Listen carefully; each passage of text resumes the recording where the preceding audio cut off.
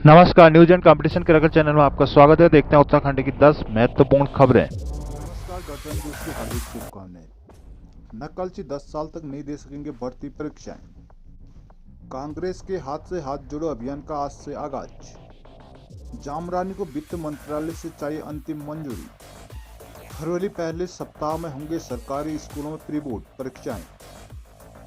25 जनवरी मतदाता दिवस पर निकाली जागरूकता रैली। विभिन्न एजेंसियों ने भेजी एनडीएमए को अंतिम रिपोर्ट। जोशी मठ घूस घसाओ। होमगार्ड और अग्निशमन सेवा के 9 अधिकारियों और कर्मियों को राष्ट्रपति पदक। फौरी भर्ती पेपर लीक में शामिल युवा दोबारा परीक्षा में भी होंगे शामिल। भर्तियों के लिए यूके SSSC को मिलेंगे 40 नए पद। बीपीडीओ और बीडीओ के कार्य विलय का शासनादेश स्थगित। अब उत्तराखंड में भी मिलेंगी भारत सीरीज में गाड़ियों के नंबर। तो मामले में हरक सिंह पर कार्रवाई की सिफारिश। अब ऐप के माध्यम से मिलेगी भेड़ पालन और डेयरी की सभी जानकारी। मुख्यमंत्री पुष्कर सिंह धामी ने कहा कि भर्ती परीक्षा में नकल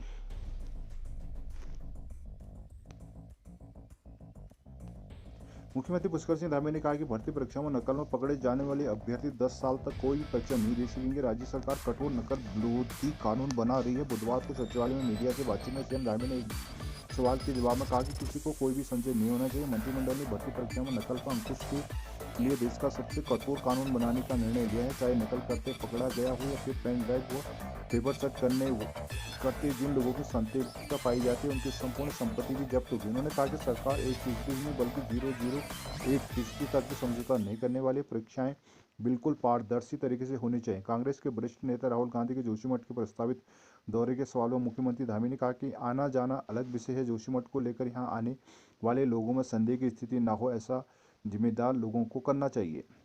गणतंत्र दिवस के मौके पर 2 माह तक चलने वाले हाथ से हाथ जोड़ो अभियान की शुरुआत पर कांग्रेस गुरुवार से लोकसभा चुनाव का संकल्प करने जा रही है। कांग्रेस अध्यक्ष करण माहरा की मौजूदगी में इस अभियान का औपचारिक शुभारंभ किया गया। बुधवार को कांग्रेस भवन में अभियान की रूपरेखा रखते हुए कांग्रेस के पूर्व सचिव, महासचिव और स्टीयरिंग कमेटी के सदस्य मोहन प्रकाश ने कहा कि भारत जोड़ो अभियान मुख्य रूप से सामाजिक परिवर्तन का अभियान था, जबकि हाथ से हाथ जोड़ो अभियान सत्ता परिवर्तन का अभियान है। उन्होंने कहा कि सत्ताधारी दल स्वतंत्रता आंदोलन के मूल्यों पर हमला कर रहे हैं। इस मौके पर प्रदेश अध्यक्ष करण माहरा, पूर्व मंत्री नवप्रभात, वरिष्ठ उपाध्यक्ष सूर्यकांत धस्माना, मथुरा दत्त जोशी, विजय सारस्वत के साथ ही मुख्य प्रवक्ता गरिमा दसोनी आदि मौजूद रहीं। साल 2012-13 के दौरान आयोजित नंदा राजाद यात्रा मार्ग पर हुए निर्माण कार्यों के मामले में शासन ने चमोली जिला पंचायत अध्यक्ष रजनी भंडारी को हटा दिया है।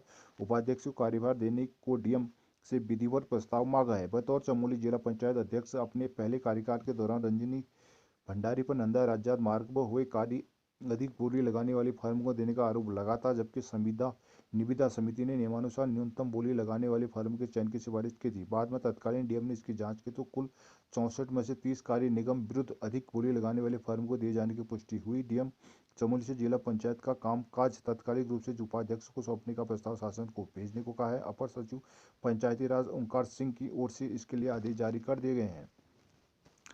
बहुप्रतीक्षित जमरानी बांध निर्माण को वित्त वर्ष 2023-24 के आम बजट से काफी उम्मीदें हैं। परियोजना को प्रधानमंत्री कृषि सिंचाई योजना PMKSY में शामिल किया गया है। इसके लिए 2800 करोड़ रुपए से ज्यादा धनराशि चाहिए। केंद्रीय जल शक्ति मंत्रालय की ओर से योजना को बजट देने की मंजूरी पिछले साल मिली है। केंद्रीय वित्त मंत्रालय की अंतिम मंजूरी मिलना शेष है। 1 फरवरी को आ रहे आम बजट में जमरानी बांध परियोजना को शामिल करने की उम्मीद जताई जा रही है। विभागीय अधिकारियों के मुताबिक जमरानी बांध परियोजना को लेकर केंद्र स्तर की अनुमतियां मिल गई हैं। PMKSY के तहत योजना को बजट मिलने से संबंधित बैठक फरवरी पहले हफ्ता तक होनी प्रस्तावित है। इससे पहले बजट जारी होना है। अधिकारी खुलकर तो कुछ नहीं कह रहे हैं, लेकिन बजट में योजना के लिए बजटीय व्यवस्था होने की संभावना जताई जा रही है। दरअसल जामरानी बांध परियोजना 1975 से प्रस्तावित है। इस योजना से 30 साल तक हल्द्वानी क्षेत्र में पेयजल की समस्या का समाधान होने का दावा किया जाता है। जिला पंचायत के गांवों से टैक्स लेने का प्रधानों ने विरोध शुरू कर दिया। बुधवार को ग्राम प्रधान ने डीएम कार्यालय में प्रदर्शन कर ज्ञापन सौंपा, जिसमें कहा गया कि जिला पंचायत ग्राम पंचायत के अधिकार क्षेत्र से वसूली कर रहा है, जिससे उनके अधिकारों में दखल दिया जा रहा है, जबकि पंचायत राज एक्ट में इसका अधिकार ग्राम पंचायत को दिया गया है। एक्ट के खिलाफ जाकर लाइसेंस, हाट बाजार, स्वच्छता के नाम पर कर की वसूली की जा रही है। अब पंचायत क्षेत्र में संचालित निजी विद्यालयों से भी वसूली करने की शुरू कर दी गई है, जिससे गांव अपने संसाधनों से विकास कार्य नहीं कर पाते। अब जबकि इसका उपयोग गांव स्तर पर किया जाना चाहिए। गांव की गई कर वसूली पर तत्काल रोक लगाएगी। साथ ही उन्होंने कहा कि किसी भी स्थिति में जिला पंचायत को कर नहीं देने लिया जाएगा। इस मौके में ग्राम प्रधान संगठन अध्यक्ष रुक्मणी नेगी, सचिन कुमार, अर्जुन बिष्ट, प्रकाश पांडे, कुंदन बोरा, कमल पडालिया आदि मौजूद रहे। राष्ट्रीय मत राष्ट्रीय मतदाता दिवस पर बुधवार को हल्द्वानी में जागरूकता रैली निकाली गई। इस दौरान मतदान केंद्रों में जागरूकता गीत लॉन्च किया गया। राजकीय बालिका इंटर कॉलेज में आयोजित कार्यक्रम में मुख्य अतिथि सिटी मजिस्ट्रेट ऋचा सिंह ने छात्राओं का आह्वान किया कि वो हर क्षेत्र में वोटरों को जागरूक करने के लिए अभियान चलाएं। 13वें राष्ट्रीय मतदाता दिवस पर भाषण प्रतियोगिता, नाटक और पोस्टर प्रतियोगिता आयोजित की गई। स्वीप के जिला कोऑर्डिनेटर सुरेश अधिकारी ने स्कूली बच्चों को बताया कि वोटर आईडी कार्ड के लिए ऑनलाइन और ऑफलाइन आवेदन कर सकते हैं। प्रधानाचार्य देवके आर्या ने कहा कि वोटर प्रत्यक्ष मतदाता की जिम्मेदारी भी है। इस दौरान विद्यार्थियों ने जीजीआईसी से कैंप दफ्तर तक मतदाता जागरूकता रैली निकाली। कार्यक्रम में जीजीआईसी हल्द्वानी, जीजीआईसी फुलचौड़, वाइका, धौलाखेड़ा और राजकीय बालिका इंटर कॉलेज कटघरिया के छात्र छात्राओं ने प्रतिभाग किया। इस मौके में बीना फुलारा, हेमलता रेवाड़ी, प्रीति बिष्ट, प्रदीप उपाध्याय, डिम्पल जोशी, लाल सिंह, एलएम पांडे मौजूद रहे। वहीं नैनीताल में आयुक्त कुमाऊं दीपक रावत के निर्देशों के क्रम में मुख्य प्रशासनिक अधिकारी हरीश लाल वर्मा ने आयुक्त कार्यालय अधिकारियों कर्मचारियों को शपथ दिलाई। यहाँ तुलसी आर्य, हरीश गेड़ा, नाजिर, बलदीप आदि मौजूद रहे। जोशीमठ में हुए भूस्खलनों के कारणों की जांच कर रही एजेंसियों ने अपनी अंतरिम रिपोर्ट में national management disaster management authority को सौंप दी है। अब एनडीएमए सभी रिपोर्टों का अध्ययन कर एक विस्तृत रिपोर्ट राज्य को सौंप देगी। सचिवालय मीडिया सेंटर में मीडिया से सचिव आपदा रंजीत सिन्हा ने बताया कि जोशीमठ में हो रहे भूस्खलन के कारणों की जांच की पड़ताल 8 एजेंसियां कर रही है। IIT Roorkee, CBRI, NDRI, GSI, Wadia, NIH, केंद्रीय ground water board, Indian institute of remote sensing हर पहलू की पड़ताल कर रहे हैं। इन सभी ने फिलहाल अंतरिम रिपोर्ट एनडीएमए को भेज दी है। कहा है कि अब एनडीएमए सभी एजेंसियों की रिपोर्ट में सामने आए पहलुओं का अध्ययन कर रहा है। राज्य की ओर से एनडीएमए से संपर्क किया गया है। कर्णप्रयाग में बहुगुणा कॉलोनी को लेकर भी रुड़की आईआईटी भी अपनी रिपोर्ट जल्द देने जा रही है। रिपोर्ट मिलती ही डीपीआर तैयार कर ली जाएगी। उधर भूकंप का कोई असर नहीं दिख रहा। पौड़ी जनपद का नाम एक बार फिर राष्ट्रीय फलक पर चमक उठा है। उप निरीक्षक गिरवर सिंह रावत को भारत सरकार के पुलिस पदक से सम्मानित किया गया। सम्मान पाने वालों में उत्तराखंड के 5 अधिकारी शामिल हैं, जिनमें सीओ श्रीनगर एसडी नौटियाल को भी सराहनीय सेवा के लिए पुलिस पदक से नवाजा गया है। चौकी शरण स्थित भैंसवाड़ा निवासी गिरवर सिंह रावत 1986 से उत्तर प्रदेश पुलिस में सिपाही के पद पर भर्ती हुए थे। उन्होंने से उत्तर प्रदेश और उत्तराखंड के विभिन्न जिलों में सेवाएं दी। वर्तमान में वो पुलिस मुख्यालय देहरादून में सेवारत है। उनके लिए पिता स्वर्गीय दलबीर सिंह रावत किसान थे। स्वर्गीय राजेश्वरी देवी ने बेटे की शिक्षा दीक्षा को हमेशा तवज्जो दी। 2008 में वो उप निरीक्षक के पद पर पदोन्नत हुए। एसआई गिरवर सिंह रावत कार्यकुशलता, सरल स्वभाव, यूमानदार छवि के माने जाते हैं। भर्ती पेपर के लीक कांड में शामिल उम्मीदवार एक तकनीकी वजह से 12 फरवरी को दोबारा होने जा रही परीक्षा में शामिल हो सकते हैं। यूएस पर सवाल खड़े कर रहे हैं। उनका कहना है कि जब तक पेपर लीक कांड में शामिल सभी उम्मीदवार की पहचान नहीं होती तब तक परीक्षा को टाला जाएगा। पटवारी लेखपाल भर्ती का पेपर आयोग के अनुभाग अधिकारी संजीव चतुर्वेदी ने लीक किया था। मामले में एसटीएफ ने करीब 35 उम्मीदवार पहचाने थे जो कि इस प्रकरण में शामिल है। अब मामले की जांच एसआईटी कर रही है। इस बीच आयोग ने परीक्षा रद्द कर फिर से 12 फरवरी तारीख तय की है। उम्मीदवार सवाल उठा रहे हैं कि जब पेपर लीक कांड में जुड़े अभ्यर्थियों की पहचान ही नहीं हुई है तो दोबारा होने जा रही परीक्षा में वो शामिल हो सकते हैं। इस कांड की वजह से उन्हें सजा मिलनी चाहिए। वहीं आयोग के अधिकारी का कहना है कि मामले की जांच एसआईटी कर रही है। जब तक इस प्रकरण में शामिल उम्मीदवारों की सूची उनके पास नहीं आएगी तब तक आयोग उन्हें परीक्षा से प्रतिबंधित करने में जैसा फैसला नहीं ले सकता। लिहाजा यह माना जा रहा है कि अगर 12 फरवरी से पहले एसआईटी ने ऐसे अभ्यर्थियों की सूची उपलब्ध नहीं कराई तो वह 12 फरवरी को होने वाली पटवारी लेखपाल भर्ती में फिर शामिल हो जाएंगे। वहीं दूसरी ओर युवाओं का कहना है कि ऐसा करने से परीक्षा फिर कटघरे में आ सकती है, जबकि आयोग के एक अधिकारी का कहना है कि इस बारे में अभी कुछ भी कहना मुश्किल है।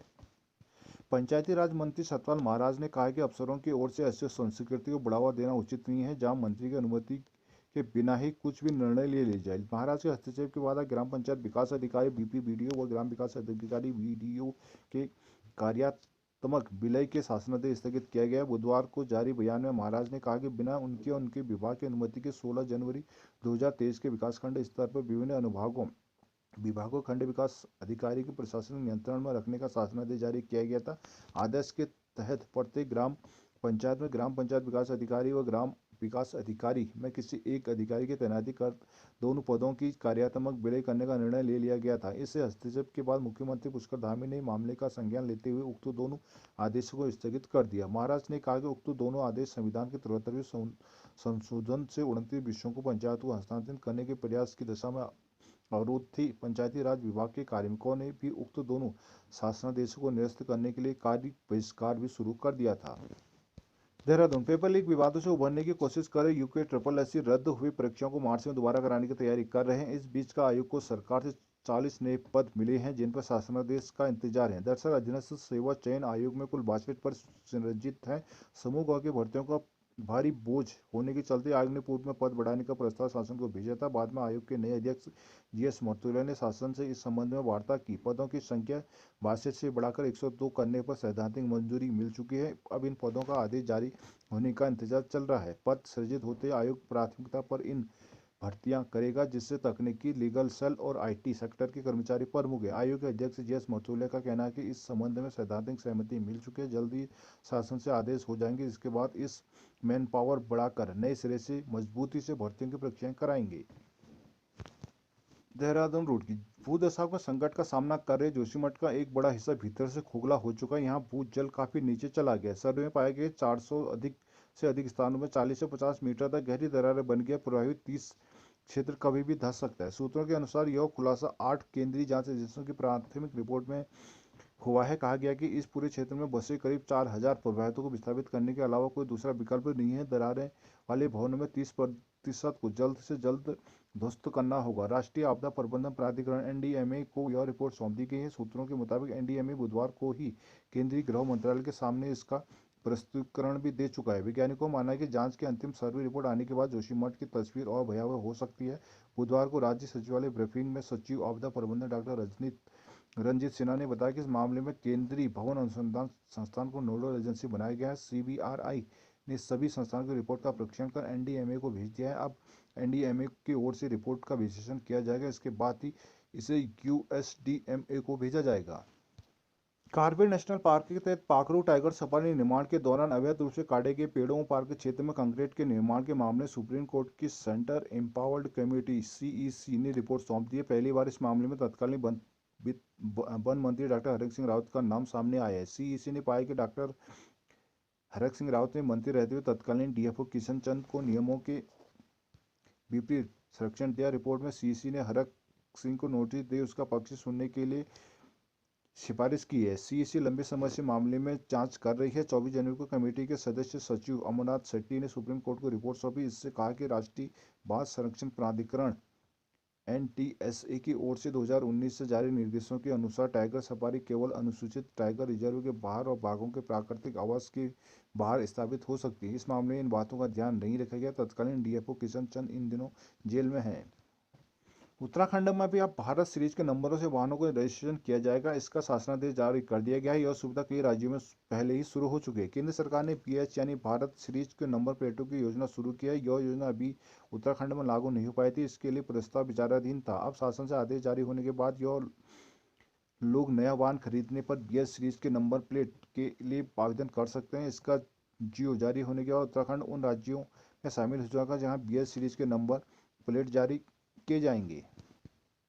जोशीमठ आपदा प्रभावित परिवारों के लिए नुकसान का मुआवजा तय करने को लेकर प्रशासन की ओर से गठित मुआवजा पुनर्वास समिति और स्थानीय जनप्रतिनिधियों के बीच हुई बैठक में मकानों के रेट CPWD केंद्रीय लोक निर्माण विभाग के मानकों और जमीन के रेट 40 लाख रुपए प्रति नाली देने पर सहमति बनी है। प्रशासन की ओर से यह प्रस्ताव शासन को भेजा जाएगा। शासन में स्वीकृति मिलने के बाद प्रशासन अग्रिम कार्रवाई करेगा। भूधसाव से प्रभावित परिवारों के पुनर्वास मुआवजा आदि को लेकर प्रशासन की ओर से कमेटी गठित की गई है जिसमें स्थानीय जनप्रतिनिधियों को भी रखा गया है। इस समिति के अध्यक्ष जिलाधिकारी हैं। बुधवार को नगरपालिका सभागार से समिति की बैठक हुई। जिलाधिकारी के अन्य जगहों व्यस्त रहने पर ADM डॉक्टर अभिषेक त्रिपाठी ने बैठक ली। सुबह 9:30 बजे से दोपहर 1:30 बजे तक चली बैठक में मुआवजे को लेकर विस्तार से चर्चा हुई। नगरपालिका अध्यक्ष शैलेंद्र पवार ने बताया कि बैठक में प्रस्तावित परिवारों को 40 लाख रुपए प्रति नाली देने का प्रस्ताव रखा गया, जबकि मकानों का मुआवजा CPWD के मानकों के अनुसार देने पर चर्चा के बाद इन बिंदुओं सहमति बन गई। सहमति का प्रस्ताव प्रशासन की ओर से शासन को भेजा जाएगा। बैठक में CDO डॉक्टर ललित नारायण मिश्र, उप जिलाधिकारी कुमकुम जोशी, ब्लॉक प्रमुख हरीश परमार, मुख्य कार्यकारी अध्यक्ष ऋषि प्रसाद सती, सांसद प्रतिनिधि मुकेश डिमरी सहित सभी वार्डों के सदस्य भी मौजूद रहे।